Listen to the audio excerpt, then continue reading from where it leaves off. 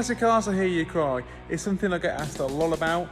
So let's delve in and have a look what sort of cars we can pick up and what's the best value cars that I think we can get at the moment in time in 2022 for around 10,000 quid. Let's go. So as you can see, we have quite a selection of vehicles in here at the minute we can talk about and have a look at in a bit more detail as to what sort of things we think are hot to try at the moment, and also what sort of things you should be looking out for when you come to look at getting a classic car. So we'll start with modern classical stuff, this sort of everything here. Let's have a look at these and see where we're going.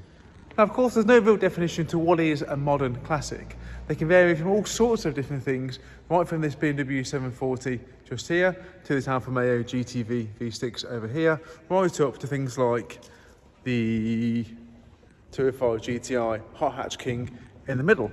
But everyone has their own opinion, and we need to look at and have a bit more in depth as to what sort of cars are in this category, what to look out for, and what we think is going to be a good investment for you guys going forward. So what some see as the king of the hot hatches, the 205 GTI. Why is this so valuable? What makes this car so special?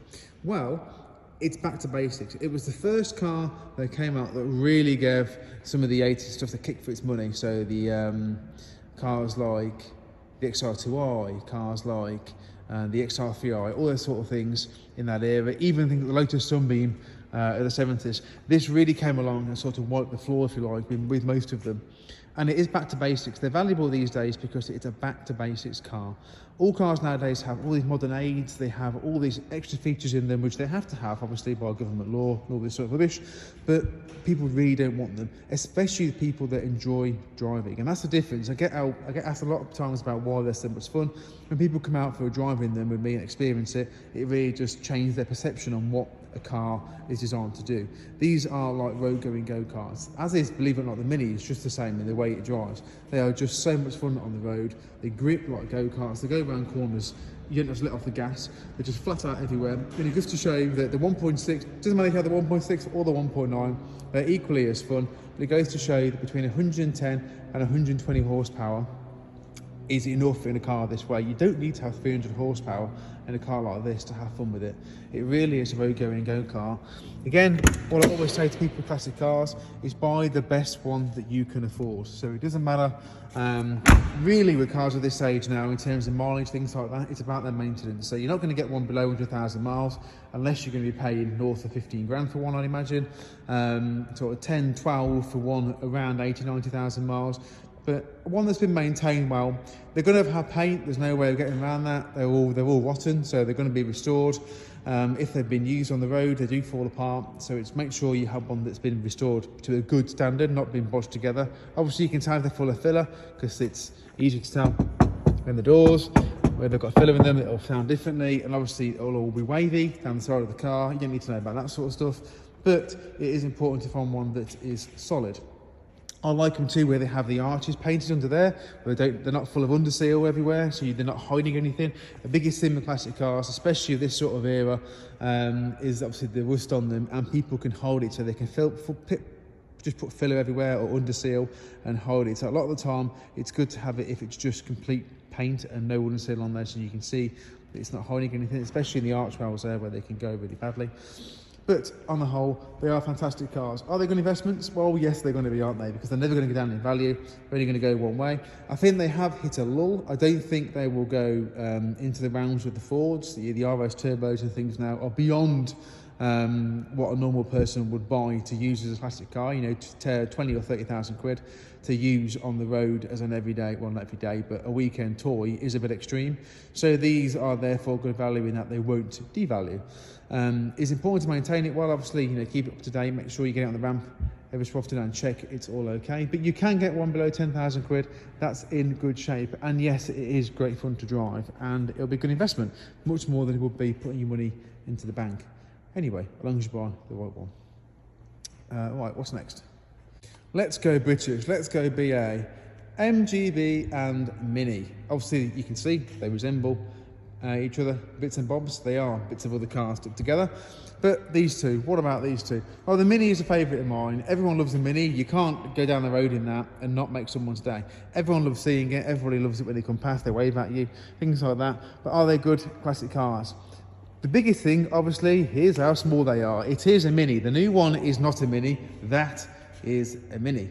It is tiny. So yes, you can get 4 in it. My mum had one of these when I was a kid, and we used to go around everywhere. Actually, with no seat belts because there wasn't any seat need for the men in the back. You can get 4 in these. I've driven one of these from Liverpool to Llandudno and home in a day before. So yes, you can drive them around everywhere, but you can lose it in a car park quite easily. Even when it's parked next to a normal Ford Focus, it looks like a Matchbox car. So you can lose them quite easily in the car park. They're not horrible, they're very bouncy, very bumpy, but they're not horrible to live with. And this and the MG, which I'll come on to shortly in a minute, they are easily accessible for parts. That's the biggest thing with these. The Terrifiers, things like that, are obviously a lot of other cars in here are much more bespoke. But these, they even have clubs for parts for them, things like that. And parts are ridiculously cheap. So you can get these and maintain them. Bumpers and things are sort of 30, 40 quid, grills, headlights and whatever, all these sort of things, roof trims, they are next to nothing. The biggest thing with these is that obviously they're what we call monocoque chassis. So they don't, well, the monocoque bodies, they don't have a chassis at all. The structure of the car is the body, and that is it. There's no internal skeleton with them, there's no internal framework. If the car rots from there, from the inside, from the seams down here at the bottom, and it's going to fall apart. So it's important to make sure that it is solid. Now our little Mini here was fully restored some time ago, and it's in great shape. Obviously, if you're going to get one as a project, like I say, I would stay away from it because you're going to be constantly working on it. So rust is a nemesis, because once you see it somewhere, chances are it's somewhere else as well. So it's a never-ending story. If you can find one fully restored like this, in my mind, it's the best thing to do, because you haven't got to worry about it. It's been done properly, and make sure if it's been restored, it's been stripped back. It's not just been bodged, fillered and painted, because it will appear somewhere else. Obviously, colours are a bit of a nightmare, because if you're buying one that's unrestored and then have to do work to it and try and match it, you have a problem, because you won't get the paint work matching. Because if a car is from 1982 and then you're painting it with new paint, the paint colour will be different. And it's very hard to blow them in much the same, because obviously the car is so wavy, the body panels are so small, you can't really lose it anywhere. So it's a real pain to get them to match. In terms of where they go mainly, here is a notorious point down here where the water channel comes down here. It all sits under here, and we've had one before where this panel here has actually detached itself from the side here, and it's just flapping about. And again, it's just completely rotten. So you can see, open the door, just down there, it'll go all the way down here, all in the seals, and then it's basically game over the seals. Obviously, underside, you need to make sure as well that it's all okay. Again, same with all the classic cars. The underside is the Achilles heel. You need to go underneath it, make sure that there's no big holes. Again, the floor, just pull the carpet back under the floor and have a look. But they are really easy to get bits for. You can spend a fortune on maintaining them, on restoring them, things like that. But a good one like this is actually not a Cooper, it's a City E, but we made it look like a Cooper when it was restored. But you can get one like this, a 998cc, a nice one between sort of £6,000 and £8,000 for a really nice one. The tatty ones you can get for sort of between 3 and 5, but I would spend a bit more and get a really nice one if you wanted one. A Cooper, a proper Cooper that's in good shape, you would just scrape for under 10 if you find one, but they get snapped up pretty quickly. So you can get one below 10 grand. Will they hold value? Not as, I wouldn't say as confident as this, but I would say that they don't look like dipping anytime soon. So I would say yes, if you want one, it's not a bad shout to get one. Just get one that's a good one, and you haven't got to spend a fortune maintaining it. Right, onto the MGB. This is the same sort of story as the Mini, in the fact that all the parts are readily available. They go in the same places, they have the same problems, but both these two have been restored before. And the good thing with these are, obviously, you have more space. The biggest thing, straight away, there's more room in them. And the good thing with these are, they do feel like modern classics. So when you get inside these, as opposed to the Mini, you can have, this one's got a bit of a unique interior. But you can see, by the steering wheel, things like that, they do have a real sense of it being a classic car. You have the veneer wheel with the 3 spokes. You can put them in the Minis too, but they don't quite look the same as in this. So all the switch gear and things like that, it does give a sense that you're in a real classic car inside here. And that is probably the biggest advantage over the Mini, is that it is a true classic car. And that, I think, is why they are so popular. Now, these, as an investment, I think are stronger than the Minis, because there's a lot more Minis out there, there's a lot more choice, no Minis are the same. You do get that with these as well, but the good thing with these is they are increasing in value. So when we started to get these in a year or so ago, we were sort of paying 6 to 7 for one about that quality. You won't find one out on the market of that quality for that much money. They will go for 8, 9, 10s and above, some even 12 or 13, but it shows on the quality of it. Obviously the main thing is to have a look underneath as well. This one you can see on here is like a new car. So it's been fully restored underneath. Again, you don't expect that with every car that you're going to see, but it's important to have a look that there's no bodgery under there, there's no fake stuff going on, there's no filler everywhere, and that sort of thing. Make sure it's a good honest car. They all go on the seams as the Minis do. So on the seams, it's important to check on here, things like that they're not full of filler in here, that the paint jobs are good. You're going to get, if they have been painted, you're going to get what's called micro blistering, where there's some damp got in the paint. This has got a tiny bit of it up here. You can just about see a couple of the pits. There's one there in the roof where obviously some moisture's got in there. That's fairly common. Not everyone's got perfectly heated spray booths, so that's going to be the case. Not the end of the world. They can flat and polish. But again, trim panels, things like that are very cheap for them, and they are very good. We did have one once that had power steering in it, which made it, electric power steering boxes are now becoming very popular, and that transformed the car. It made it really user friendly. Driving it with power steering was fantastic. It actually felt like a real modern classic car. Really nice to drive. I know they get a lot of stick, these do, but I think they're a really good investment. So if you've got sort of 7 to 10 grand, go out there, have a look at some. But I think they're really good. They drive really well. They're really good fun to be in. They're obviously a bit more pokey than the Mini, even though that one has got a stage 6 carb on it, so it is quite quick. The MGB is a much smoother ride than the Mini, and you could use that. You wouldn't want to because you'd destroy it, but you could use it every day if you wanted to, and it would be livable. The Mini's probably not. More of a sort of fun toy to go on a blast to a classic car show on a weekend. But round and roundabout and on a country lane, the Mini is so much fun. Right, next we're going to go German. Right then, this pair, the Beetle and the van in the corner. So that's a VW Bay camper. This is a 1971 Beetle. So where do we go with these? Well, obviously they're German. They're not British. They don't have the same sort of heritage that we know of being British and the Union Jack flags and all this sort of stuff. But they are the air-cooled team. So they do have a huge following, and I'm really warming to the air-cooled stuff. I think they have so much character. They're so much fun. Is cute even the right phrase? Maybe it is, but either way, they are really good fun. Obviously the history around the Beetle and what people perceive to have and all these sort of things, the Hitlermobile and whatever else. Okay, yeah, it's not, again, it's all about heritage. But as for forget about that, and what it is, it's the heritage of what they are, and just enjoy them for what they are. They are fantastic fun. Now this one we've done a lot of work to. We've had the original steels done, back to factory again. We've had them all powder coated back to the original and had them in this contrast sort of colour between the body and the wheels. Had the full interior done in cream to match the exterior. New headlining they put in as well. All sort of things. But again, parts for these are not dear. They're not. We had the bumper re-chromed. That's the original bumper. I'm quite picky, so I wanted the old bumper re-chromed. That was the original one. But you can get them off a lot of the bug sites. And again, like the Minis and things, there are specialist sites that just deal with parts for these and the camper vans. So parts are all over the place. You can get virtually every single part for it offline. None of them are horrendous money. The bumper, for example, was £130, brand new. Wouldn't be a genuine, I suspect, but 130 quid for a chrome bumper. It cost more than that to chrome that one. So again, not expensive at all, not as much as people think it is. Bodywork, obviously panels are available. Same situation, is you've got to be careful with the rust as any classic car.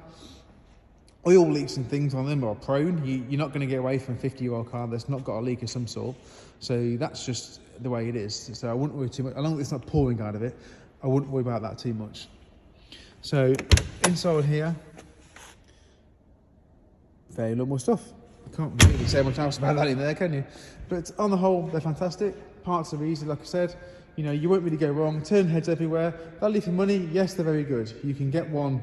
This one, when I bought it, was just over £5,000. bit more than that now I've spent on it. It probably owes me like, you know, a bit more towards 6 or 7.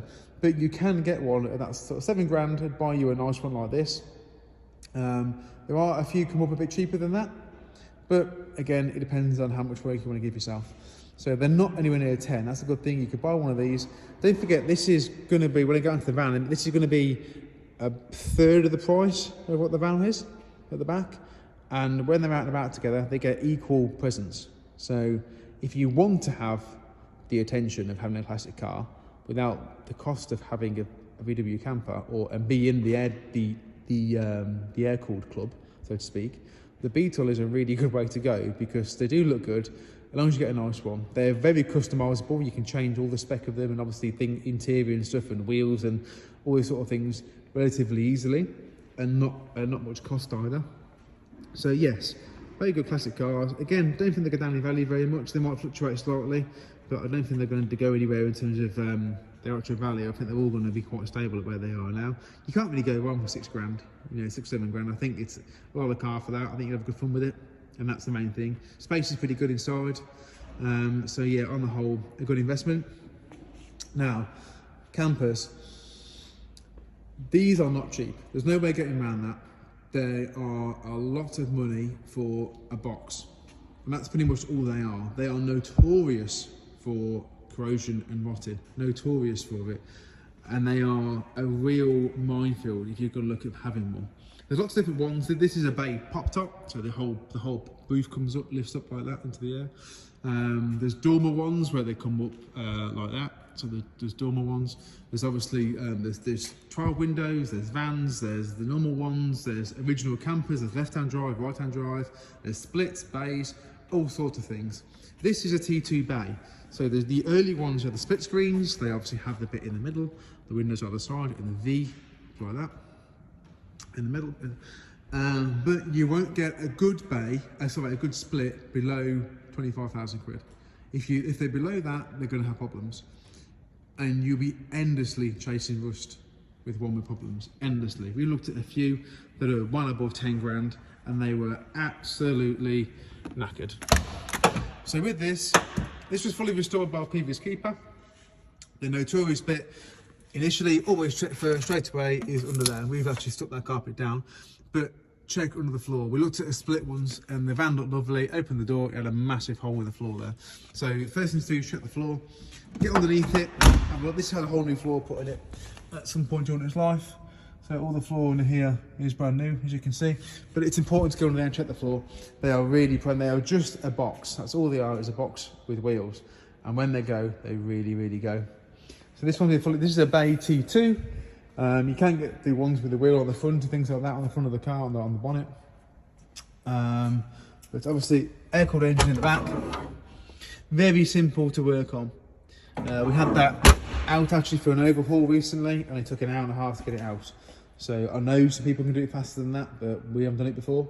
So it took an hour and a half to get it out. I had a fuel leak, and they are prone to having these fuel lines in here. To this fuel vapor hose here leak, and that was what's causing it. So they are prone to that. But as investments, they're very good because they don't go down in value. I think if you haven't got one now, I honestly think, you know, if you're going to get one very soon, because the way they're climbing in value, they're just bonkers for what they are, really. I mean, this, as it stands here, is about 15 grand. So I think that's pretty good in terms of what the market feed is like. You know, a split screen of this quality is going to be north of 30, so double it pretty much. And it's no real difference in presence or in the way it drives to that. So if you want one, I would get a really nice bay. Again, you're going to be looking at well above 10 grand for one of these, into the 15s, but each of their own. Yes, it is fantastic. I would try and get a right-hand drive one too. Some people try and put the left-hand drives up the same sort of money as the right-hand drives, but obviously if you can, you're going to get more money when you come to sell it if the car is right-hand drive than it is left-hand drive. And yes, they can be campers or buses. This one we use actually for weddings and all sorts of things. It is a bus. It used to have a centre thing here with the cooker and things in it, which you can still get. You can get them off all sorts of places. And to customise them is very cheap. You can have a whole row down the back there with all your bits and bobs in your stove and whatnot, all in there. They are very customisable, so you can change things very easily in them. And again, like the Beetle over there, there's websites for every single part for them, every different modification, every different bit of the cars you can get on the internet. And they are fairly straightforward to work on, so you can do most of the stuff yourself. So there we go. VWs and air cooled. Next, we're back over here again.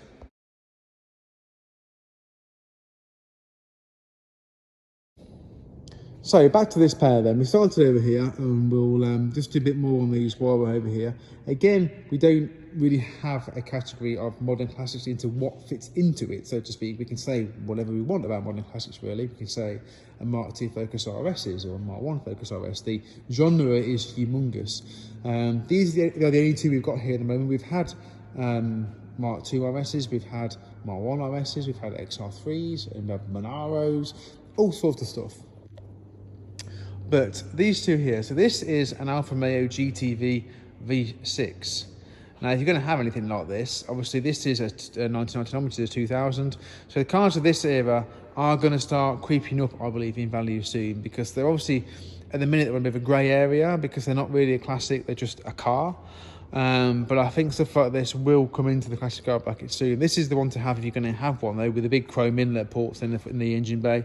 And they do drive very well. They're not quite as sort of up to standards as some of the other cars of this era, the proper hot hatchbacks of this era.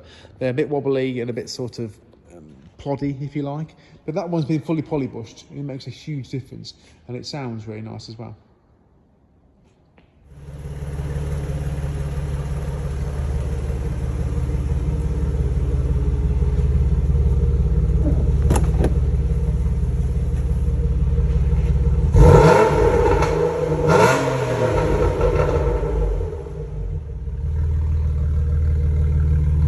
Classic lines, started by Pininfarina, the guys that did a lot of the supercars of this area. My 360 Ferrari was designed by the same people, so obviously it has got the very Italian flair, the Italian leather. There's nothing like Italian leather, so it does wear and it smells just like a Ferrari in here. So the leather seats and things like that wear particularly well in anything Italian, really, to be honest. You don't get any holes in the seats and stuff like you do in the other cars, but they do hold their build quite well. Stuff does leak out of them. It's an Alfa Romeo, so you do have to bear in mind you're going to get stuff leaking out of it. But on the whole, it's a great way to spend £6,000, £7,000, £8,000 on a coupe if you want that sort of thing. If you want that style of car, a coupe. Obviously, space is a bit of an issue in them. They are quite small, two-door, but they are really good fun. And again, a good collector's car. Now, this is an E38 BMW from 1996. This is a 4.4 V8 E38. This is one of my favourite cars we have in the unit. And it's more for the fact that we built this from a normal 740. So I wanted an Alpina, but I didn't really want to pay the price for an Alpina being so much. So we built one. It's 740, 4.4 V8. It's the same engine that goes in the Range Rover of that year as well. But you can see, put the Alpina lip on the front. We've got the Alpina style wheels. It's lowered 50mm all around. Got the side skirts painted the same colour as the car. And so is the rear spoiler, the rear low bumper area down here. They are fantastic old barges. I'll show you in here. So they even have things like this adjustment here for the backrest. It moves forwards and backwards and like that. Look, there we go. It's just like being in a stately home in here, in the phone, all these sort of things. And they are fantastic cruisers. 80 miles an hour. It's doing 1200 RPM down the motorway. I've had Bentleys and all sorts of things, Continentals and all. I'm not joking, that is the comfiest car I've ever driven. And it's lovely on the road. Admittedly, it's a bit harder now. It's got the massive wheels and the suspension on it. That's my doing. From standard, they're superb. They're never going to break any speed records. They're not a particularly quick car at all. It's nice to have the Bond feel. I know that sounds a bit silly, but it is one of the Bond cars, obviously, they had when they were top of the multi-story car park, and it flew into the shop. So it does have that essence of it is a James Bond car, which is nice because they are very cheap. Out of all these cars in the unit, this is the most, well, the best value one, I should say, out of all of them. You can get one of these. My friend has bought not a 4.4. I think it was a 2.8, maybe a 2.5. I can't quite remember. But anyway, sub 100,000 miles, a very solid car, and it was less than £3,000. And I think for what this is, that is exceptional value for money. This one's a bit more because obviously it's an 80,000 mile car. It's a 4.4, so it is more desirable. But nevertheless, to get one in that price bracket and have the attention it does when it goes out and about, we've been to Caffeine and Machine in it, and all sorts of the German lines, and it gets attention everywhere it goes. So for that sort of money, it's a real good car. And again, it's super, super comfy. You could use it all the while if you wanted to, and it's a real good bit of fun for the money.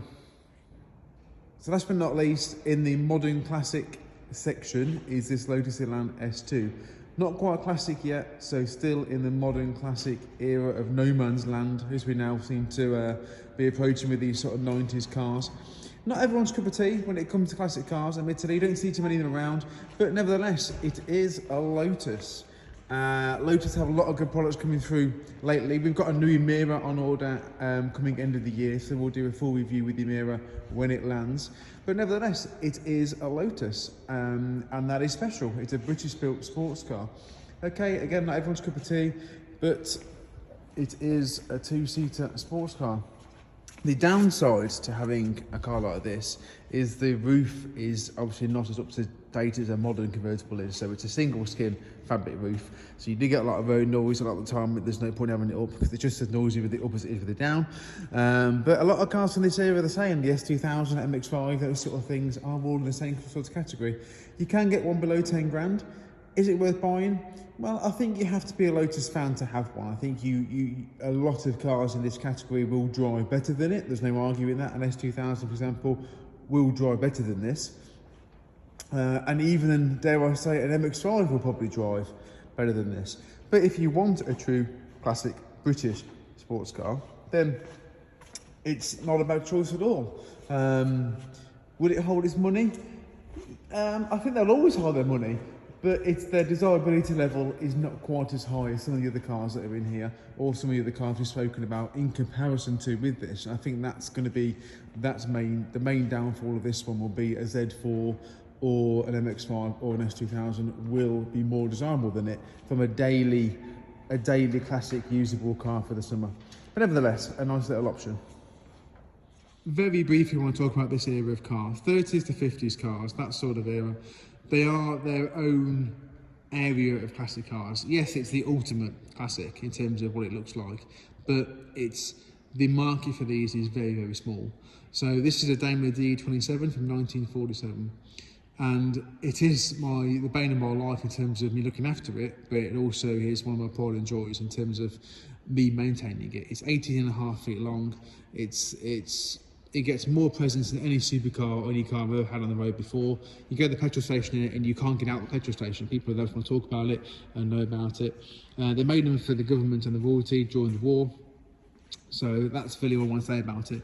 But yes, the downside to having cars like this is that everything for them, everything is bespoke. It's all handmade and everything has to come to order. So you can't just go to Car User and buy bits for this. You have to get stuff made for it, and that's the biggest problem with them, is getting parts of them. Obviously it's an old car, it's going to have its issues consistently. It's not something you can say, oh, I'll just use every weekend and we won't go wrong, because it will. And yes, it is a nightmare. When it's off, it took me a month, for example, to do the wheels and tyres on it. The tyres came from America because no one in the UK has them. So if you're going to get a car like that, you can get these sort of things in that price bracket. But the market for them is so small because they are just people's pride and joys that impart to people's collections and things like that. So if you're going to have one, do bear in mind the biggest problem with these is trying to get parts for them from all over the country and over the world in some cases. So back in the office, and it's time for me to tell you what I think is the best value classic car in the UK for under £10,000 as of 2022. Now obviously this is going to be a real hard, everyone's got their own opinions, so everyone's going to have their own different perspective on what they class as a classic car, what genre they're in, what sort of cars they like, what category of cars they like, what eras, what they're going to use the car for, all these sort of things, even what age they are, to where what genre of car they were involved in when they perceived classic cars. I mean, I'm an 80s kid, so I do like the 80s stuff. I like the 40s stuff all the way into the modern 2000s stuff, but my main genre is 80s.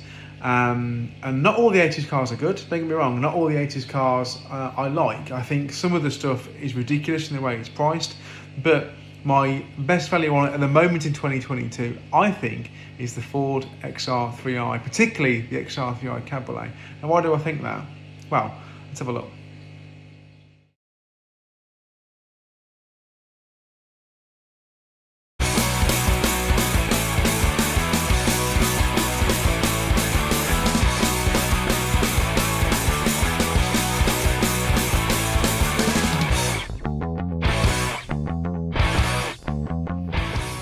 The XR3i hasn't reached the levels yet of the other Fords. So in terms of, look at we had a Cosworth here before, we had an RS Sierra Cosworth, we've had a 1owner RS Turbo, we've had all sorts of different fast Fords along the way. And the Cosworths now are just miles past what any normal human being would buy a classic car for. They are, we sold ours 2 years ago for well into the 40s, and even then we thought that was a lot of money, but our car was pretty much perfect. But now they're 50s, 60s, 70s, and RS 500 is £100,000. And you've got to bear in mind that the Ferrari 360 we had went out for nearly £35,000 less than that. And that's a Ferrari. So, you know, it's just not feasible to spend that sort of money on an old Ford. And the RS Turbos, the Series 1, Series 2, Series 1s are 30,000 quid, and it's just ridiculous because they're no better to drive than anything from that era. Same as the RS Turbo Series 2, 20,000 quid. We had ours for 8 or 9 when ours was in. Ours was a one owner from new, but now their budget's gone up to sort of between 10 for a rough one, 20 for a really nice one. And to be honest, they're just not worth that much money. They're no better to drive than the XR3i in terms of having fun with it. And that's the main thing with any classic car, is having fun, enjoying it, and getting your money back at the end of it. So that's why I picked it.